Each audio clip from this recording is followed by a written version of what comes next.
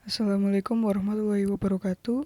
Perkenalkan, nama saya Aisyah Aurelia Bintang Aryana dari kelas 4 MC402 akan mempresentasikan untuk UAS mata kuliah perekonomian Indonesia tentang pengaruh politik terhadap perekonomian di Indonesia.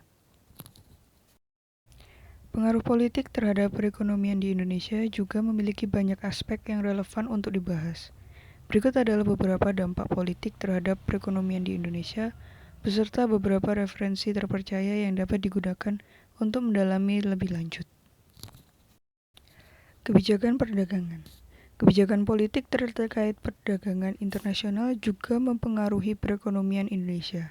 Keterlibatan dalam perjanjian perdagangan internasional, tarif impor, kuota, dan hambatan perdagangan lainnya berdampak pada pertumbuhan ekspor dan impor Indonesia serta industri dalam negeri. Kestabilan politik dan investasi. Kestabilan politik memiliki peran penting dalam menarik investasi asing dan domestik.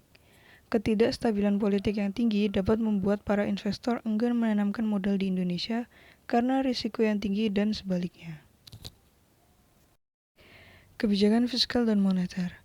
Keputusan politik dalam menetapkan kebijakan fiskal dan moneter akan mempengaruhi kondisi ekonomi secara keseluruhan.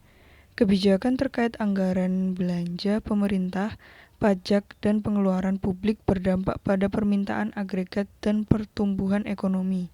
Sementara itu, kebijakan moneter yang mencangkup pengaturan suku bunga dan kebijakan uang beredar dapat mempengaruhi inflasi dan stabilitas mata uang.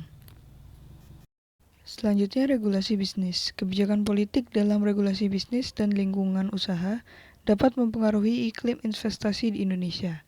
Upaya untuk mempermudah proses perizinan, melindungi hak kekayaan intelektual, dan memastikan kepastian hukum berperan penting dalam menciptakan lingkungan usaha yang menarik bagi para investor.